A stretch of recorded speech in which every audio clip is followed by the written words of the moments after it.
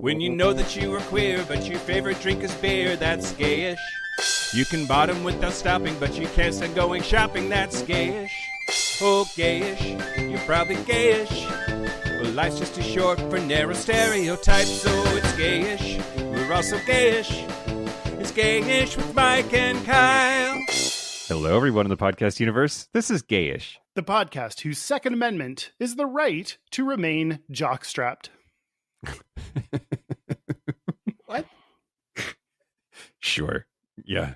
It's like strapped, like guns. The right to, guns. Yeah. Armed to the gills. I'm Mike Johnson. I'm Kyle Getz. We're here to bridge the gap between sexuality and actuality. And today we're talking about a gay thing. We're talking about a gay thing. Yeah, it's super gay. We're going to talk about lavender. Yeah.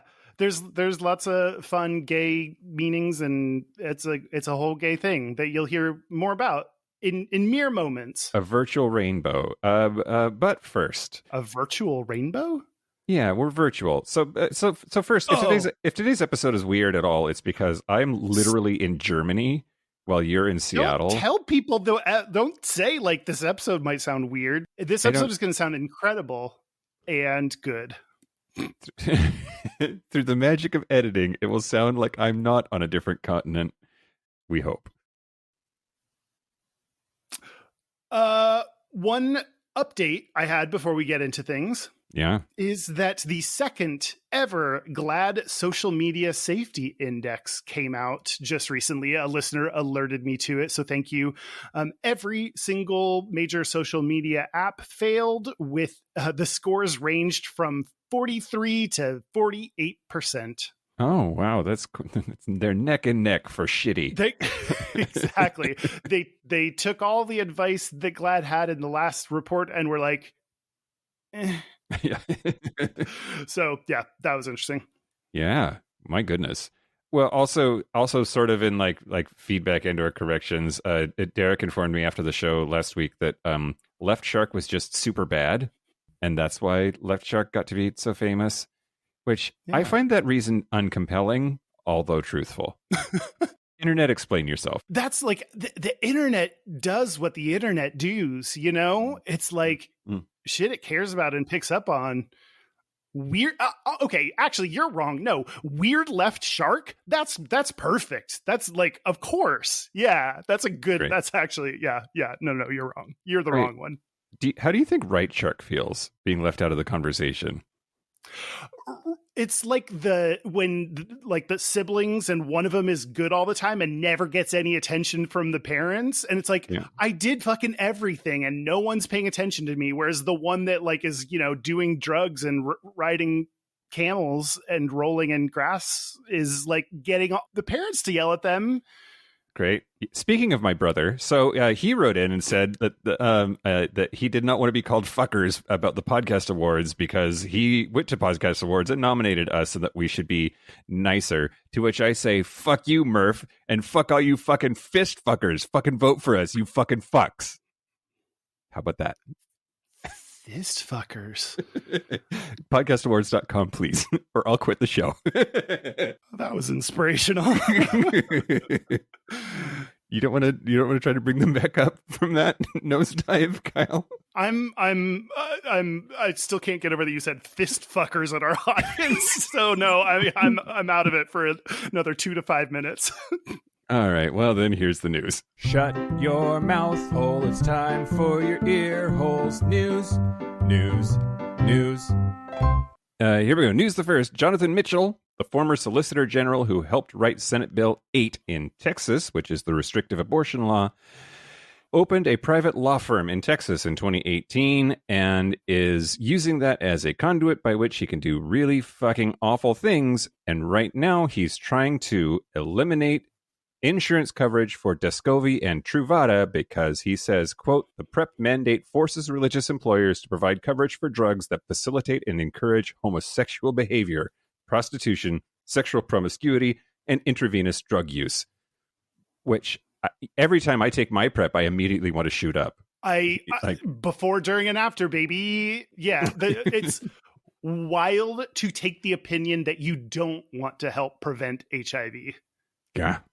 Yeah. That's the side he's taking. Because Jesus. Because Jesus. If there's one thing we know, Jesus loves HIV. Yep. Well, like, there's not much more to this story except, like, what a fucking dickbag asshole this guy is. Fist fucker. He's yes, vote for us on the podcastawards.com or you're exactly like this dude. Oh boy. Do you think Jesus could make a butthole so tight even he couldn't fist it? Yes, I do, actually. Okay. Yeah, and you had to get surgery for that, I think. Jesus and I had the same butt surgery. Okay, let's this dude's an asshole. Great. Yeah. It's fucking insane.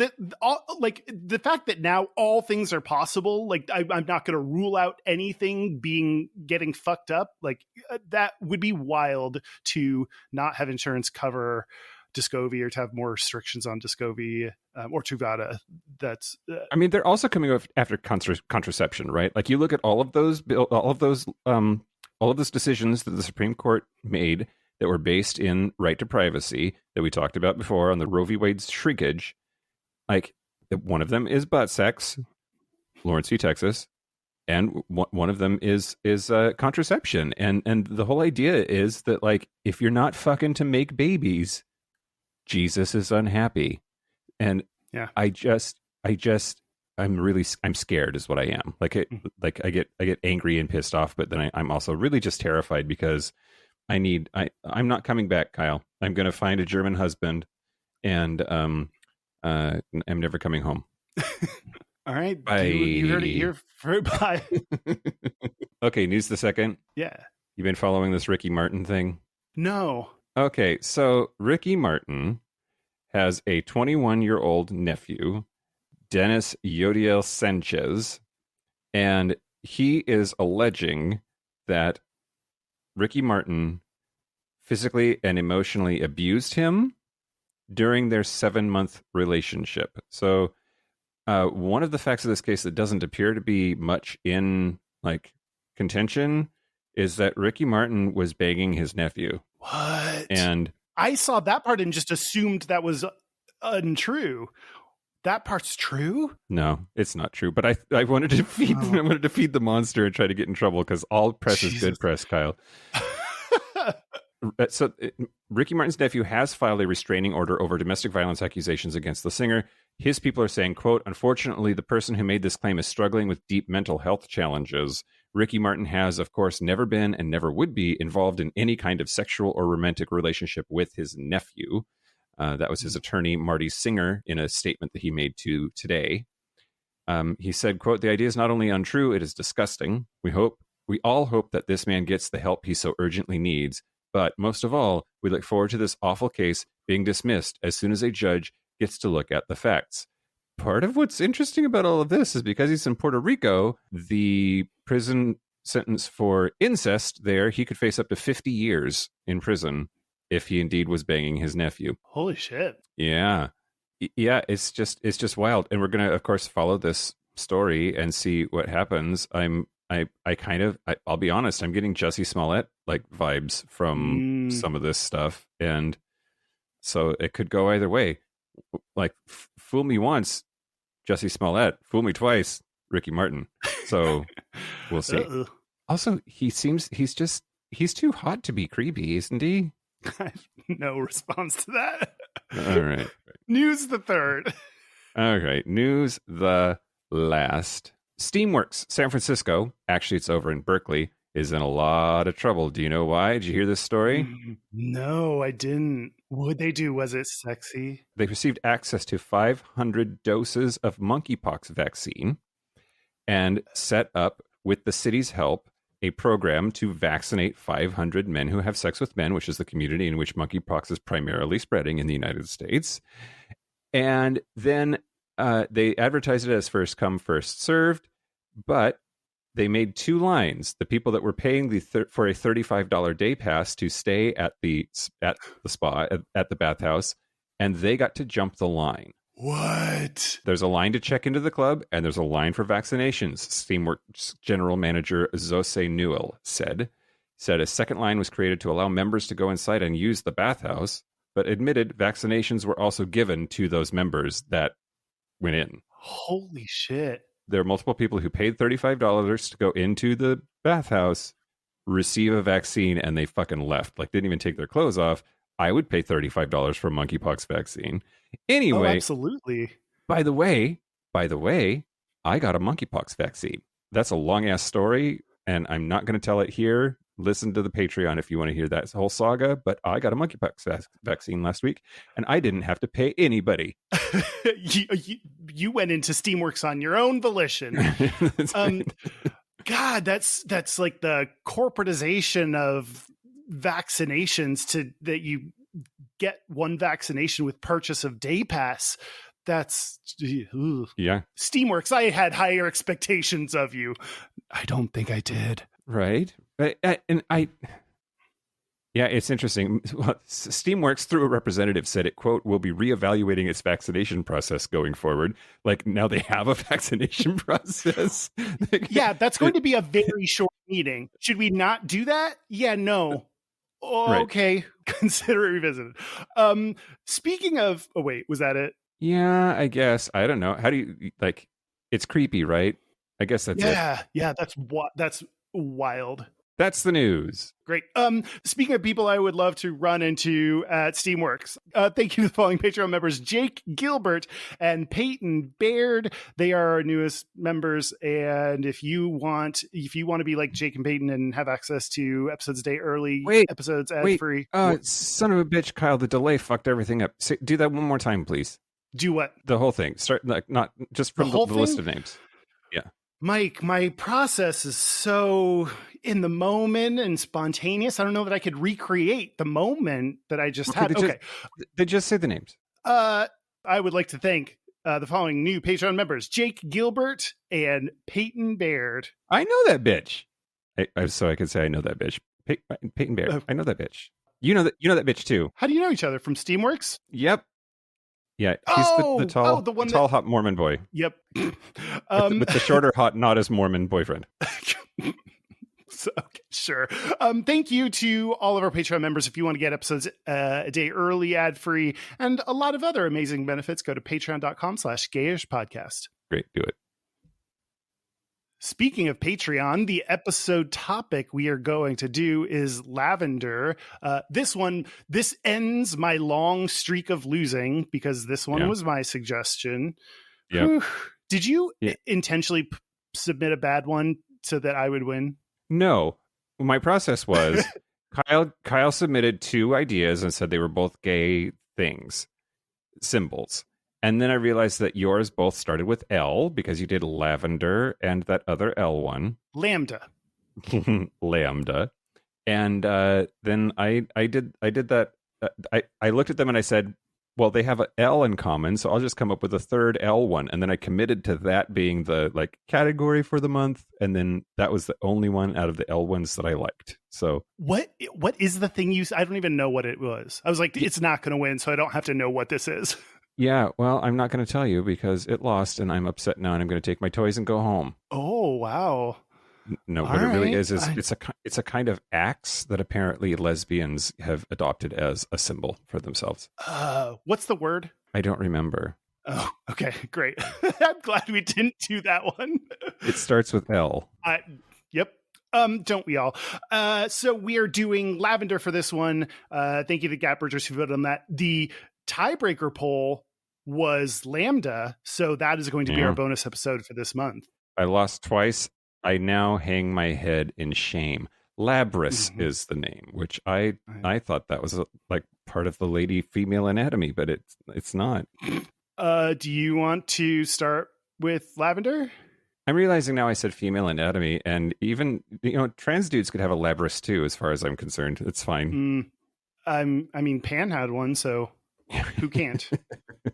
I'm sorry, Beck. What are we doing? Are we talking about, Mike? I'm so jet lagged, Kyle. I'm in Germany. We've gone over this. I have nothing. I don't know. I'm just me. Excellent. She's just being Miley. Yeah. Okay. Great. Well, I'll try to redeem myself next month. I get two chances at it. So, yeah. Okay. So I want to talk to you about the history of lavender. No, you don't. But more importantly, why it's gay, right? So lavender is the herb of love, which I thought that was marijuana. Apparently, it's lavender, and I thought it was whatever I put on my pizza. It is real stinky. Do you know what it smells like? Why can I not think of what the smell? Maybe because smell doesn't have thoughts. I don't. Yeah. It has a distinct fragrance, which is why they make it into lavender.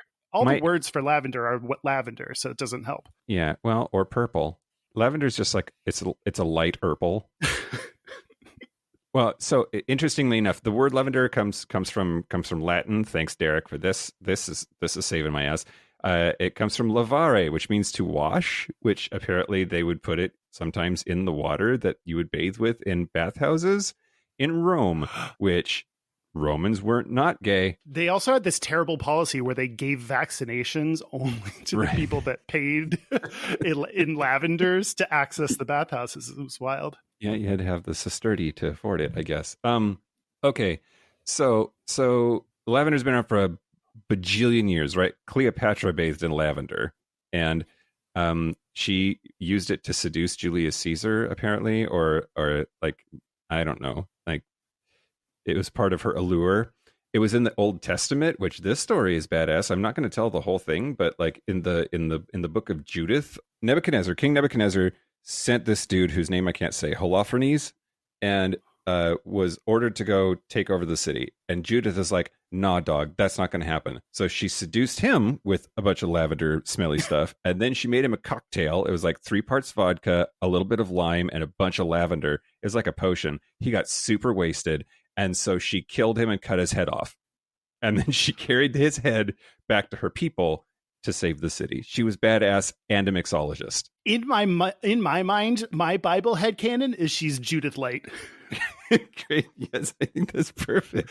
I think that works, right? Yep. Let's see. Young girls in France would stuff their pillows with lavender in the hope of finding true love, which I remember, I think it was my great-grandmother used to put lavender like in her underwear drawer, which... Oh, yeah, that's a fun like itch to have in the morning and forget why. Yeah, she was a real slut too. Let's see. There's a myth that if a dude puts lavender in his right shoe, it will ensure fidelity, which I'm not sure why something in your shoe stops your wife from fucking other people, but that was the idea. Is it like the hanky code, like right foot fidelity, left foot defo cheating? Yeah, I think so. Yeah, okay. Right foot she tops, left foot she bottoms, or whichever order it is. A very similar thing for fishermen. They would make their wives bake cakes with caraway seed and lavender, and then like force feed them to them so they wouldn't fuck around while he was gone fishing. Jesus. Anyway. So it also is used in cocktails quite a bit, not just for like beheading people, but as a legit thing that people use as a flavoring. Okay, so now to the why is lavender gay? Like at what point did it become a gay thing? And part of it, as we've said before on the show a bajillion times, when something starts being associated with femininity, then it by extension ends up applying to feminine men and therefore to queer culture. And often that's the path. An argument can be made here that it's the same sort of thing. One theory that I think is absolute bullshit is that it blended pink and blue, the colors of masculine and feminine, into one color, being purple. And that's why I wholesale reject that theory. It is horseshit. Another one is that because purple is the color of royalty, purple dye was very rare and expensive, and therefore only royal people wore purple. And there's a bunch of queer theory out there about like royalty is camp, especially like when you look at like French aristocracy, like they're over the top, just jewels and gowns and gaudiness and ridiculousness and feathers and shit. Like there's nothing fucking gayer than that, right? 100%. And that's part of it. But really, I think the etymology that I'm most compelled by is that Sappho of lesbian fame, Sappho of Lesbos, she talked about we've lost most of her poetry, right? But some of the stuff that we found talks about younger women with violet tiaras, and violet is purple, / lavender. Some of them are lighter in color, and that Sappho of Lesbos back in the 7th century BC is the reason that purple gets associated with homosexuality. And arguably lesbians have been using lavender for describing themselves for longer than the queer movement writ large has been. And that's sort of the theory of why. By the time the 1920s roll around, violets were still a symbol of lesbian community, and they would give each other violets as a, hey, lick my pussy, please. And then, so I'm still getting over that we lost most of Sappho's poetry. I didn't know that. I didn't know I would have to take that hit on this episode, and it's not even about lavender. Oh yeah, I think we only have like one poem that's actually complete, and we have fragments of many others that are clearly hers for whatever reason we can tell. But yeah, most of what Sappho wrote is lost to time. Oh, tough loss, lesbians. Tough loss. That's huh. Yeah. Oh, maybe Sappho was bi and history is erasing her. Oh, it's by erasure. Fuck. You heard it here first, folks. Okay, so the 19th century. So we don't actually totally know why lavender is gay. It sounds like there are theories, but we don't know where this came from. I'm getting to that. Oh, okay. So it was associated with lesbianism, like pretty strongly, and according to some sources, all the way back to Sappho. But around the 19th century, so we're talking, late Industrial Revolution. Apparently, somebody accidentally invented a purple dye that would make purple then more accessible, and suddenly everybody was wearing fucking purple because purple this, purple that. It was easy to make now. So they did. Men would wear lavender moleskin or doeskin trousers with blue waistcoats or claret-colored coats without anyone batting an eye. It was like camp as fuck.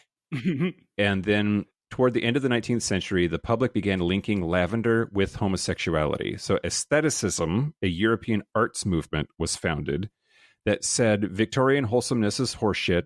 It is ugly. It's industrial and gross, and we hate it.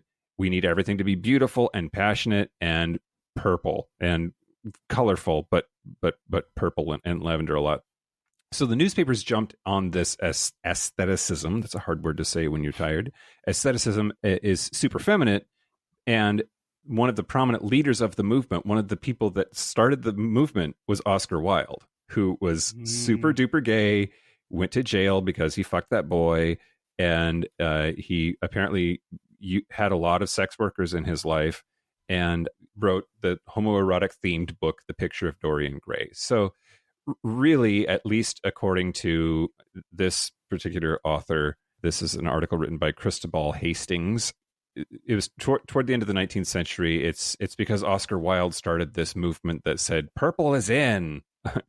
So a man stole a thing a woman had been doing long before him, and now he gets credit for it. Yep. Sweet. Absolutely. For sure. Well, and really, in this case, he wasn't just taking credit for it, right? Like, because what you're saying is funny because it actually happens all the time. This was, he let the fucking secret out, right? Like, were all the gays like, no, fucking don't tell them about the purple thing? Right. Yeah, exactly. Like, look at all these straight dudes in these tight ass purple pants, and you're going to ruin it. So then the 1930s, lavender started to get like really maligned, more firmly associated with gay men, and there was a bigger backlash against it. Abraham Lincoln had a biographer named Carl Sandburg who said that Abraham Lincoln had, quote, a streak of lavender, as a coded way to say that one of his theories was that Abraham Lincoln was gay. And the full quote is, quote, a streak of lavender and spots soft as May violets. And then, of course, you're going to talk about this later. I think the Lavender Scare during the McCarthy era, it clearly, I mean, that name worked because lavender had become the color of queerness. So that's what I could find on why lavender is gay, and sort of a bunch of stuff that Derek found. Thanks, Derek. You're earning your paycheck this week. During that segment, I remembered that purple is my favorite color. Yeah. I didn't. I'm staring at the backsplash of a purple wall because I painted it purple. God, I'm gay. Okay. I'm going to tell you about the Lavender Scare. Tell us about the Lavender Scare. That's almost exactly where I left off, Kyle. It's like we planned this for like 45 seconds before we started recording. It's like, yeah, we spent the briefest amount of time planning this. Okay. First of all, Lavender Scare is a play on the term the Red Scare, in which we were reacting to communism and feared that communists were everywhere. I did not know there were two Red Scares. Did you know there were two Red Scares? No. I mean, I've been afraid of red 0 times, so... but you're below average by 2. There was the first Red Scare was from 1917 to 1920 after World War I. I don't know. No one in history class ever told me that. Probably because it's highly irrelevant. Okay, then the second one, the one that we're talking about, is akin to McCarthyism. It's after World War II. So apparently, like after he's my second favorite Beatle. The second one happened after World War II. So apparently after these wars, we're like angry at them because of, killing and, hostility and stuff. And so then there's a societal like reaction and fear of, in this case, communists. So the second one, the important one, is from 1947 to 1957. So around this time where we're looking through the government, like, are you communist? If so, GTFO, because that's bad. In 1947, Truman signed an executive order that established a loyalty program for the government, which I think if you like do 10 bribes, you get one free. It's like Marriott. Exactly. So swipe your card every time you walk into your sex worker's house. What this loyalty program actually did was target people that were displaying immoral or disgraceful conduct, and it was basically a roundabout way. Anything that targets LGBT people, you just pretend you say nice things that don't actually say LGBT people, and then you can, whatever wording you use, then you use that to go after LGBT people. So this was like essentially a way to go after LGBT people in 1947. In 1950, 5 men created a secret organization, the Fifth Order, which I guess is the gay version of Fifth Harmony. But the Fifth Order eventually would become the Mattachine Society. So, and honestly, some of this stuff, I'm like, I think there was a time I looked up information about the Mattachine Society for like a really, really early on. So I might have known this stuff in the past, and but it's my brain, so it falls out. So in 1953, that's when the Lavender Scare more officially begins, because Truman signed an executive order effectively banning LGBTQ people from federal employment. So he made it a little bit more explicit. Mike, what? This is your history quiz. How did people justify not wanting LGBT people? What's the fear? The fear was that if a foreign enemy were to discover that somebody important in our government was gay, they would be able to use that fact to get them to do stuff for them under threat of letting their friends and family know that they were gay if they didn't. Yes. And also in this article I read, there's that, and there is this undercurrent of, it just said that they were considered to have weaker moral characters. There is an underlying, that feels a little bit more tactical and has the potential to be true. It is something you can use against someone, but there is just a general belief that LGBT people are worse, that we are weaker, that we don't have as good of standing. So there's something a little bit, more and even shittier about it. Well, and like you sort of alluded to, it likely was, especially at that time, an actual threat to national security, right? Like when the stakes are that high, when it's fucking illegal to be gay, if you were found out and this Russian spy dude was like, do this or I tell you you're dead, then of course you would, right? It's fucking terrifying. Yeah. We've mutually said that we would turn each other in a second. Yeah, absolutely. The Time article that I was reading about this, which was published in 2020. I liked this. It said, quote, "The political and moral fears about alleged subversives became intertwined with a backlash against homosexuality as gay and lesbian culture had grown in visibility in the post-war years." It is this thing where it just so happens that after the war, coincidentally, LGBT or gay and lesbian, at least at the time, issues were growing, and there was a backlash against that. And then they just kind of joined these two unrelated concepts to be like, oh, we should definitely root them out. And, you know, I think we're seeing something not too dissimilar with, as trans people grow in visibility, then politicians will unfairly grab that and tie that to whatever fucking thing they think about society of why it's going downhill. And just, so this is a tactic that happens when LGBT rights get more visibility and hopefully, you know, improve to some degree. Then people grab that and use that in shitty ways. Anytime I hear or see the phrase "root them out," I'm reminded that root is Australian slang for fucking. Root is Australian for fucking? Yeah, it sure is. Don't root vegetables. You beat it. So what would tactically happen is people in the government who were suspected of being gay would be questioned without an attorney. It was apparently very invasive. They would ask you about your personal and sex life. And some people, after being interrogated, would just flat out quit on their own, just voluntarily be like, fuck that, I'm out skis.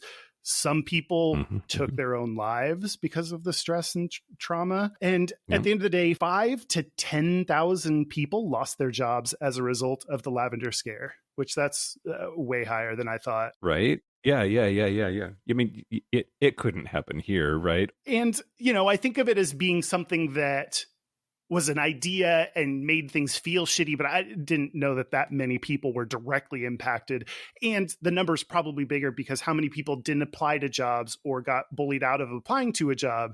And it also, this kind of feeling or this behavior made its way to places like Hollywood. People, not just in the government, not just in DC, were worried about, are their jobs safe because they're gay. So this is where enter Frank Kameny, your boy. Yep. You love him. Well, not my boy. He's Eric Cervini's boy from the Deviants War, which Dr. Eric Cervini said on my face. That's a surefire way to get him to appear on our episode. He won't respond to my DMs. I'm like crazy stalker level now, so I'll just stoop to sit on my face. That's great. Frank Kameny was fired from his job as an astronomer in the U.S. Army's Army Map Service. Yeah. I don't know. I guess Google Maps had to be something before it was Google Maps. So he, though... It's right. It's right, Mike. I'm the one with the paper in front of me. He fought back. He filed a lawsuit, which was... didn't work. But it is believed to be the first civil rights claim based on sexual orientation that was pursued in a U.S. court. He also worked to help others and protested. So he took this shitty thing and helped people, worked on activism. So did the best kind of that anyone could do in that situation, which is great. Yeah. So and if you can call that, in 1975, the Civil Service Commission announced new rules that meant gay people could no longer be fired from federal employment because of their sexuality. Now, of course, that's not problem solved. We all did it. Everything's great. An easy example of this is security clearance was for people that needed an additional security clearance. That additional thing, then they could still target differently than, it's not your employment, but you need this clearance. So right. Yeah. Not to mention, of course, the attitudes and beliefs that were entrenched, don't just go away. So, there's obviously it doesn't just end, but 1975 is as end of an end that I can do on this segment. Wow. Well, it's interesting because that totally overlaps with my next segment. It totally overlaps. Ooh. I'm going to talk to you about the Lavender Menace. Okay. Least favorite Star Wars film. Yeah, right? But it's the gayest one. It's definitely the gayest one. Which, gay movies are never really that good. Okay, so the Lavender Menace was also sometimes called the Lavender Revolution, was a group of lesbian radical feminists who got together to protest because at the Congress to Unite Women, run by the National Organization for Women and some other groups, it specifically excluded lesbians. Ooh. The idea was lesbians are bad for the movement. Lesbians are too masculine. People don't like them. They don't help move women's rights forward. And they were specifically asked they were marginalized on purpose by other women's groups. So members included Carla J, Martha Shelley, Rita Mae Brown, Lois Hart, Barbara Love, Ellen Shumsky, Artemis March, Cynthia Funk, Linda Rhodes, Arlene Kushner, Ellen Broidy, and Michaela Griffo. So the Lavender Menace was first used in 1969 by Betty Friedan, who is president of NOW, National Organization for Women, to describe the threat that she believed associations with lesbianism posed to the National Organization for Women. She used our word against us? Yeah. She's like, well, lavender was already a lesbian thing. I guess Lavender Scare was also. Yeah. Okay, never mind. But yeah, she said that like the lesbians inside of feminism were the Lavender Menace. And in fact, the Daughters of Bilitis, which we've talked about before, one of the first groups to work with the Mattachine Society, which you just got done talking about, they were specifically they were omitted from the list of sponsors for the first Congress to Unite Women in November of 1969. And then, so between like excluding the Daughters of Bilitis and starting to push this idea that lesbians were bad for the movement, Rita Mae Brown resigned her job at the National Organization of Women in February of 1970, and then got this Lavender Menace group going. And describing Rita Mae Brown, Carla J has said, quote, "One thing that you were not going to tell Rita was to shut up." So she described what went down at the Congress, which I thought this story was pretty great. This is all one big quote, giant quote marks around the next minute or two. "Finally, we were ready. The Second Congress to Unite Women got underway on May 1st at 7 p.m. at Intermediate School 70 on West 17th Street in Manhattan. About 300 women filed into the school auditorium.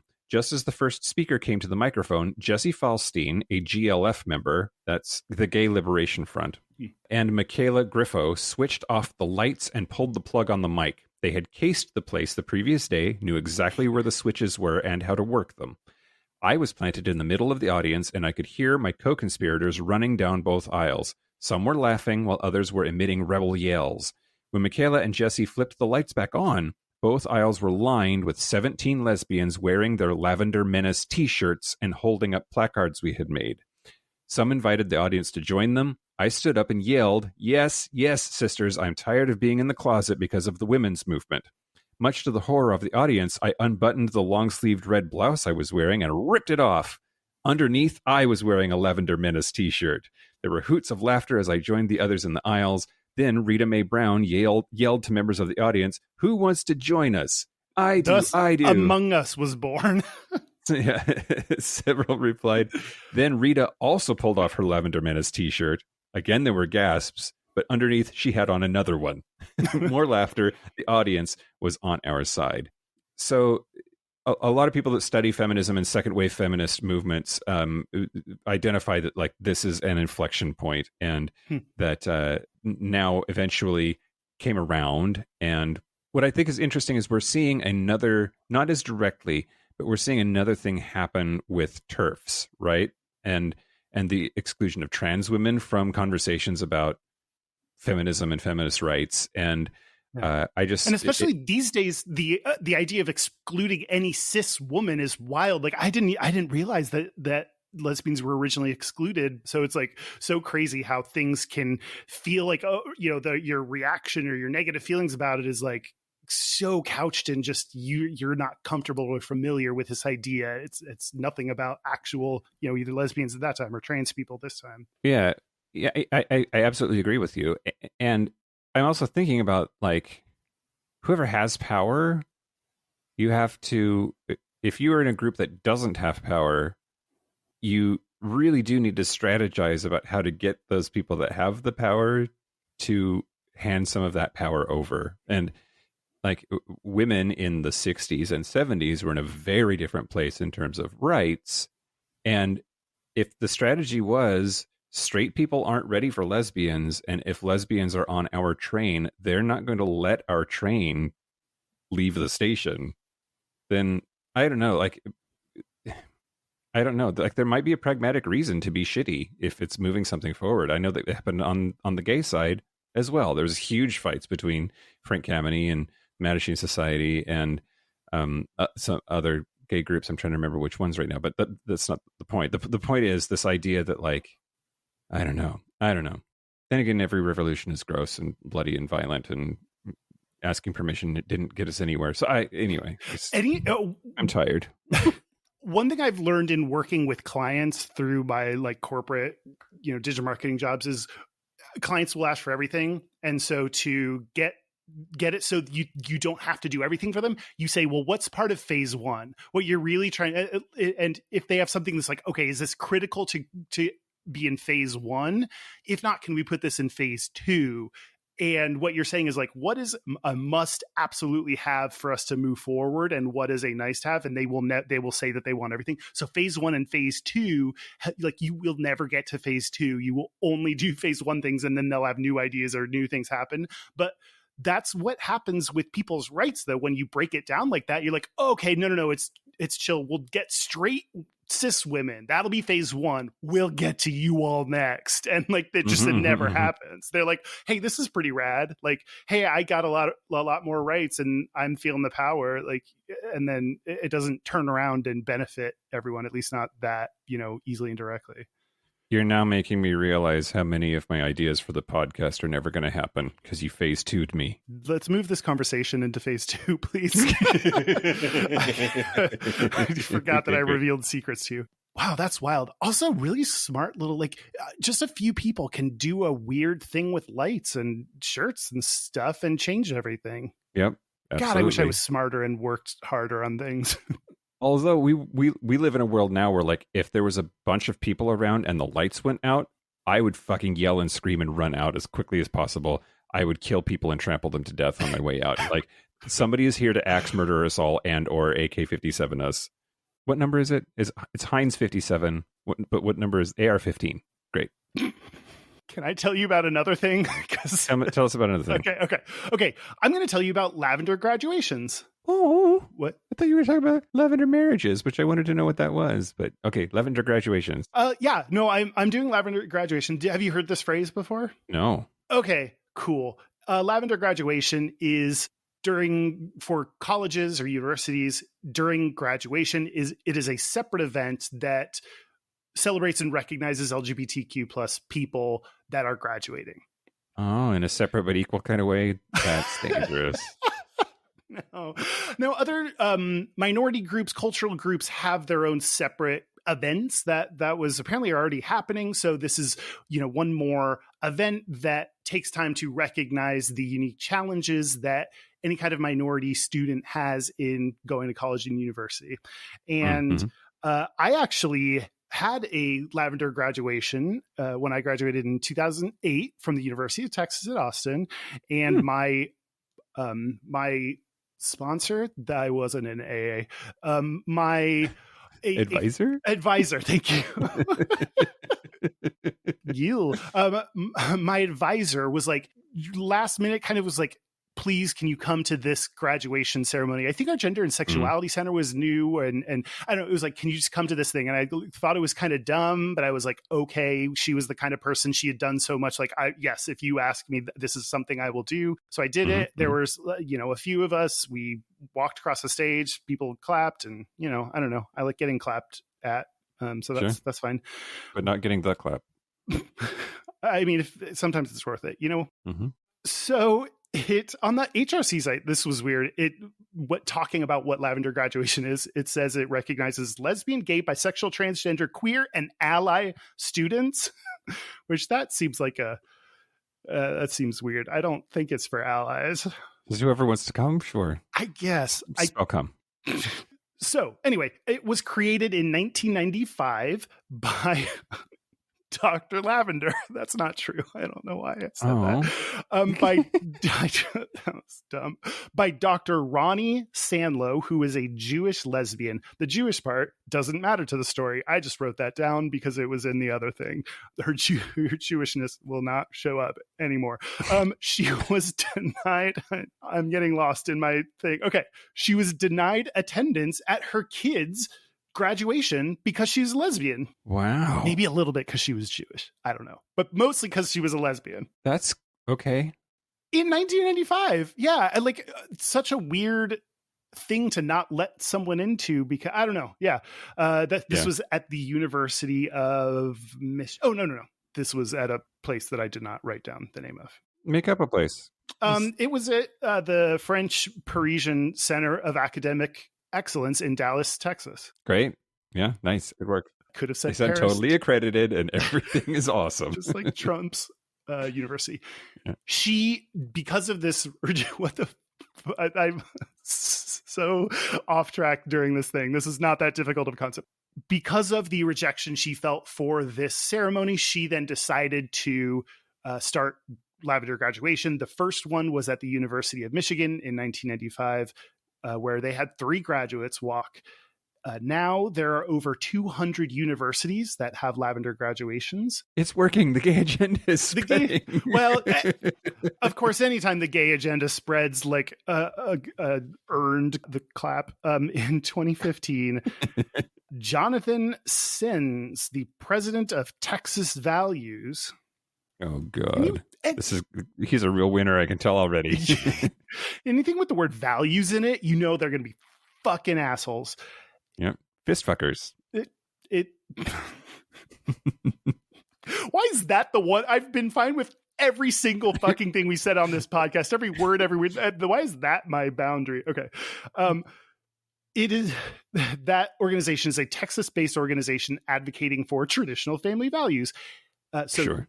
Jonathan was had this big critique of Lavender Graduation, saying, it's wrong, all the usual stuff. And it's interestingly, I think very ironically said, quote, "I'm not sure this is the most responsible way for university to prepare students for the real world." And interestingly, there are no gay people in the real world. Well, it's like, surprise. Actually, his actions are very fitting for preparing people for the real world, because literally anything you do that's gay, someone will say that it's bad and a sin and, whatever. So he demonstrated the need for this in the process of opposing it. The point being, so this event, I like I said, like at the time I was like, why am I doing this? Is this really needed? But given what I've learned and know about the challenges, whether that's mental health, education, housing, family, whatever you want to, like the challenges that LGBTQ people have in just existing or growing up or trying to be just a regular person, graduating from a college or university is both not required for a person and does not make you better, but also has a level of significance that you persevered through a lot of things that other people didn't have to. So now looking back, I understand and like what this represents, like that we're doing a little something special and extra for LGBTQ people. Mm-hmm. It kind of made me think about, it's basically like Pride. Like people always think of Pride as the thing that celebrates us in a big loud way and combats the negative feelings. And like, this is another thing that no one ever thinks about or talks about that we do to help celebrate us and say, we're going to take a moment and it's just going to be about us. And we're going to celebrate that and be happy and positive about it. Mm-hmm. What do you think about Lavender Graduations? I wish I could have had one, but I was in the closet for much, much longer than that. So, womp womp.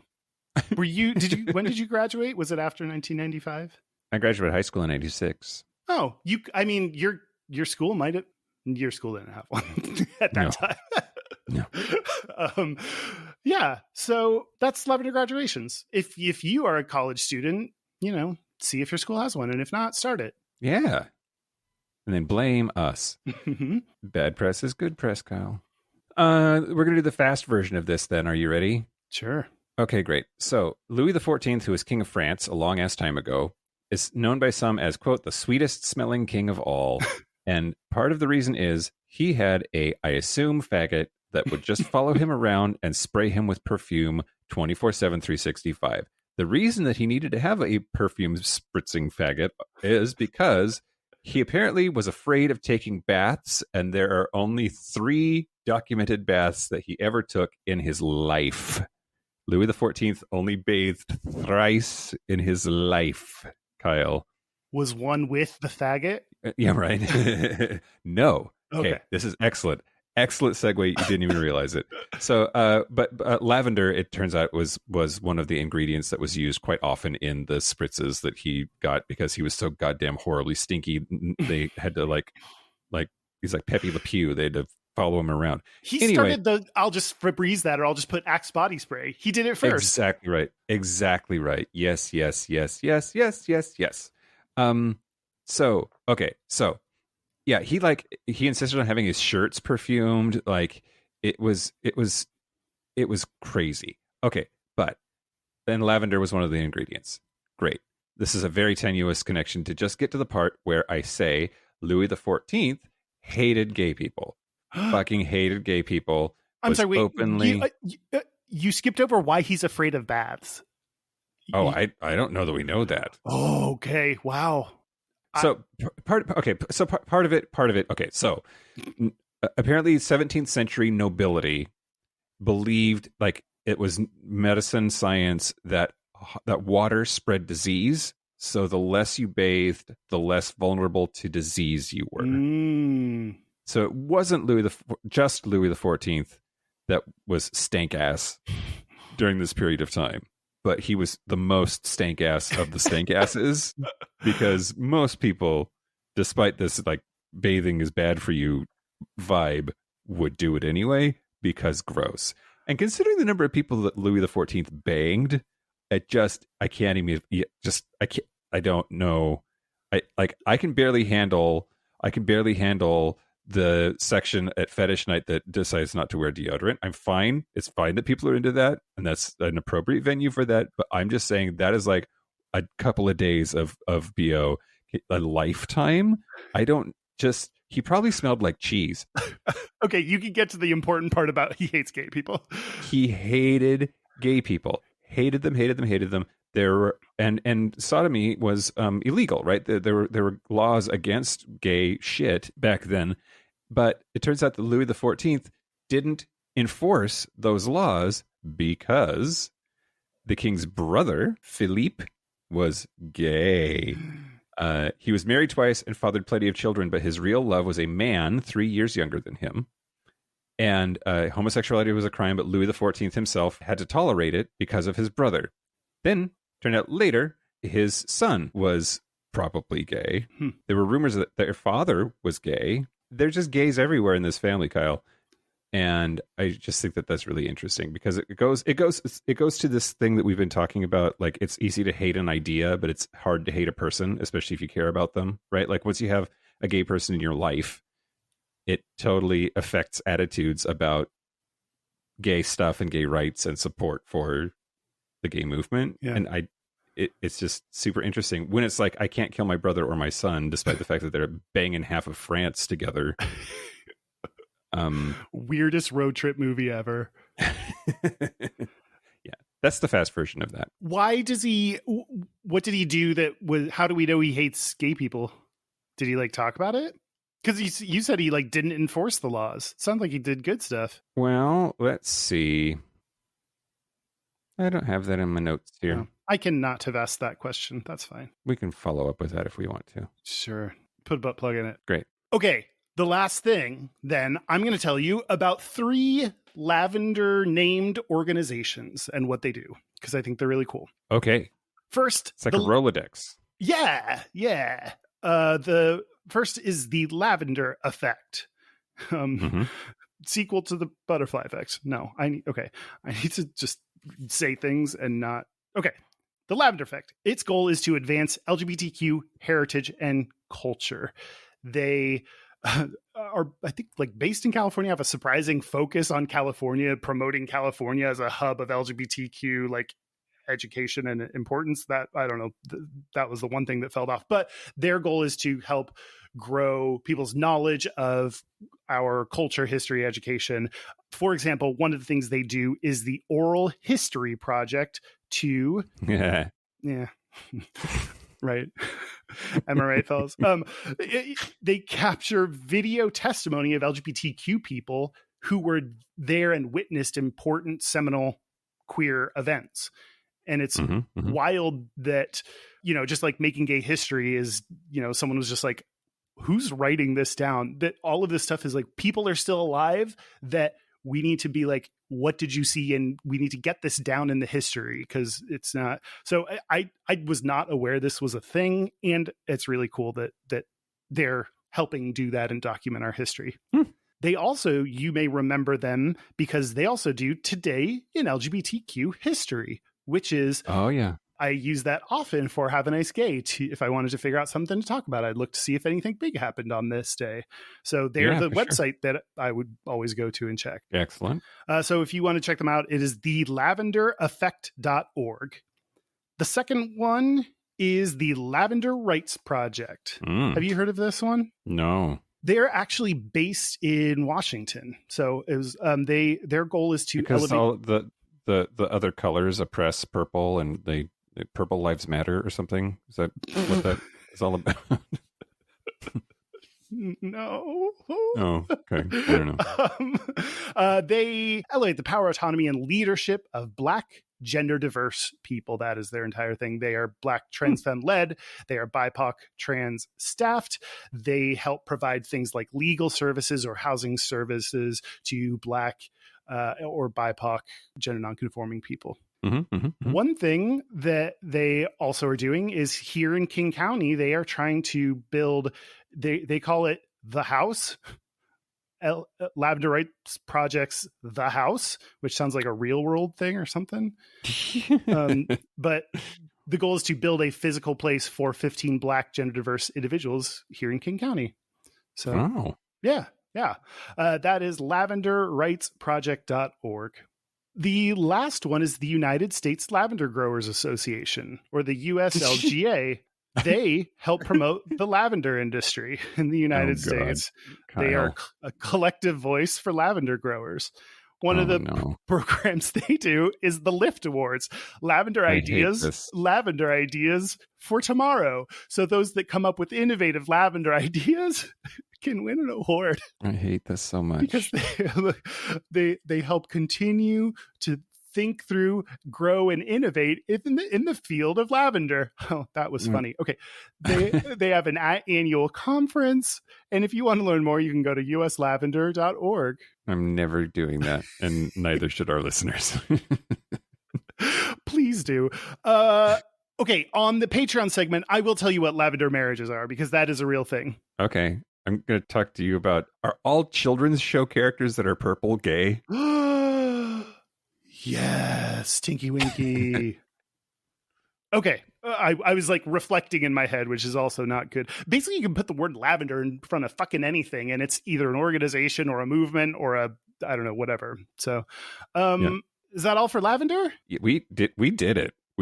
I feel like we've said that word a lot, and that counts for something. This is probably most per capita uses of the episode name, and I think that's something, Mike. Yeah, I do too. And I didn't even go down the road of like, what is lavender, Kyle? How is it different than purple? And I'm so proud of the restraint that I showed. You sidestepped so many annoying Mike-isms. I thought you were also going to like find something.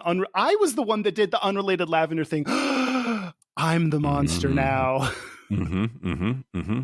Excellent. Okay. We did it, but I think we did it. Okay. I'm gonna go get out the markers and color my face. I'm gonna be my own lavender fragrance faggot. All right, let's take a break. Let's take a break. This is the part where Mike and Kyle take a break. Are we back? We're back. We're back. We are going to do our Gayest and Straightest. We're going to do our Gayest and Straightest, but first, you mother fist fuckers, go to podcastawards.com vote for us in the podcast awards. Or we'll say fist fuckers in every episode at you and your ear into your head space. Great. Sure. Yeah. Next, Pride 48 is coming up. So our Pride 48 live stream for their live streaming event is coming up. Put it on your calendar. Or actually, I should put it on Facebook, and then you can put that on your calendar. It is Sunday, July the 31st, 2022, at 1 p.m. Pacific time. So we will be just joining our friends for a chat and a celebration of queer podcasting all weekend long. Be there or be square. In fact, our friends at Minority Report are just a couple of hours later. They're at 3 p.m. Pacific. So super, super excited for that. Yeah. And then before we go into Gayest and Straightest, I'm going to do my local gay bar review. This time I was in Vancouver, British Columbia last week, and I went to the Fountainhead Pub. So it is very chill. It's cool. They have giant beers. Ooh. I met a listener there, and my new best friend at work who works in reception. His name is Sheldon, but I may or may not have accidentally called him Hot Sheldon a couple of times. And we all had beers and hung out at this place. It's like it's really open. Like they have that kind of like the windows can kind of slide open so that it's an airy sort of space, and it's got like a little bit of a neon kind of a lighting situation going on, but it's not overbearing. It's really just like the go and chill hangout kind of a place, and I thoroughly enjoyed it right there at the top of Davie Street. I give it 4 dildos. Great. Love it. Great. Our website is gayishpodcast.com. We are on Instagram, YouTube, Facebook, Twitter at Gayish Podcast. Our hotline, you can send us text messages or leave us voicemails, is 5855-GAYISH. That's 585-542-9474. Standard rates apply. And our email is gayishpodcast@gmail.com. Our physical mailing address is Post Office Box 19882, Seattle, Washington, 98109. Gayest and Straightest? Yeah, I'll go. Okay, sure. My gayest is this past Friday. I met up with a friend to go drink wine. We did a little pour your own wine kind of thing. And I did my most femme look yet, where I wore a skirt and flats and put on eyeshadow and mascara. That's the most femme things I've done all at once. Do you want to upgrade to dangly earrings? Sure. But there's like gay dudes have been having those like super long earrings these days. So I might accidentally become in on the other side. We'll talk. Okay. My straightest is the Bob's Burgers movie came out on Hulu. And so I set a night where I was like, I'm making a frozen pizza and I'm watching the Bob's Burgers movie. So excellent. I'm so proud of you. You know what? Me too. What about you? So the gayest thing about me this week is all of this travel that I've been doing. The number of times that I've typed gay bars near me into Google Maps, it now basically suggests that immediately as soon as I open the app. It's like, oh, you looking for gay bars? Let me try to help. And then the straightest thing about me this week, I was in Frankfurt, Germany last night, and it was Frankfurt Pride, or Christopher Street Day Parade. And I was too wiped. I couldn't go. So not going to Pride, it was the straightest of the week. A very close second, though, was we got here to Jena, which is smaller Germany. It's central. There are a lot of farms and farmhouses very near here. Anyway, checking into the hotel, the clerk was shocked and amazed when Marcy checked in as well. And she needed her own room. She assumed we were a married couple and tried to like give me her keys. Yep. And that was quite awkward. Well, listeners, this one comes to us from Discord. This is from the Resurrectionists. Their straightest is insisting everyone calls me Mr. President on my debate team and then acting like they actually care about my authority. Amazing. That's so straight. That's great. Gayest went shopping today and nearly ran out of the store because the guy bagging my groceries was really cute, then having to explain to my father why I was walking away so quickly. Cute, like, can't deal with this hot dude. Yeah, I get that. Why wouldn't you buy more groceries and hand them to him? I would drop the mayonnaise or something and be like, look, that could be me in your ass later. Oh, never mind. Okay. Thank you. Also, on that note, thank you also to our super grappers who give us money to help support the show. Thank you to Stephen Porch, Joe Stossel, Harry Shaw, Josh Copeland, Forrest Nail, Patrick Martin, Anonymous, James Barrow, Steve Douglas, Explosive Lasagna, Christopher Farrell, Just Jamie, Kevin Henderson, Tipsy McStumbles, Donald Linsky, Thomas B. Dusty Sands, Eddie Coleman, Chris Cacciatorian, and Jerome York. That's it. This has been Gayish from the Chris Cacciatore Studios. I'm Mike Johnson. I'm Kyle Getz. Until next week, be butch, be fabulous, be you. See you next week. Bye. Oh, God, I'll be in London. It's going to be terrible.